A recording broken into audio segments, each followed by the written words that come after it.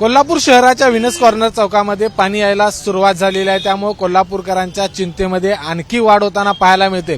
पंचगंगा नदीची पाण्याची पातळी 47 फुटांच्या वर या ठिकाणी पोहोचल्यामुळे नागरिक आहेत ते आणखी सतर्क झालेले आहेत। सुतारवाडा असेल, कुंभार गल्ली असेल, त्याचबरोबर हा जो मार्ग दिसतोय या मार्गावरचे जे आतील सगळे जी दुकान आहेत ती या ठिकाणी बंद झालेली आहेत। या दुकानांमध्ये पाणी गेलेलं आहे। या रस्त्यावर आपण जर बघितलं तर 6 ते 7 फुटाचं पाणी आहे ते या ठिकाणी पाहायला मिळते। त्यामुळे जिल्हा प्रशासन नागरिकांना सतर्कतेचा इशारा दिलेला आहे।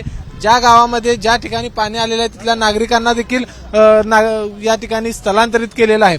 याच विनस कॉर्नर चौकामधून कोल्हापूर शहराच्या विविध ठिकाणी जावं लागतं, मात्र आता या चौकातील वाहतूक काही अंशी बंद झाल्याचं चित्र पाहायला मिळते।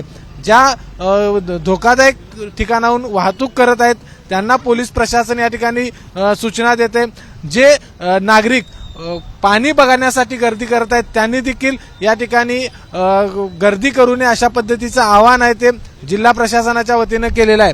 त्यामुळे जर पंचगंगा नदीची पाण्याची पातळी अशीच जर वाढत राहिली तर मात्र या ठिकाणी महापुराचा पुन्हा एकदा कोल्हापूरला धोका आहे तो उद्भवू शकतो। त्यामुळे कोल्हापूरकर करवीर निवासिनी अंबाबाईला साकडं घालत आहेत की ज्या पद्धतीने 2019-21 ला महापूर आला तशा पद्धतीचा महापूर या ठिकाणी येऊ नये असं साकडं अंबाबाईला घालताना आपल्याला पाहायला मिळते। कॅमेरामन निलेश शेवाळेसह विजय केसरकर, एबीपी माझा, कोल्हापूर। एबीपी माझा, उघडा डोळे बघा नीट।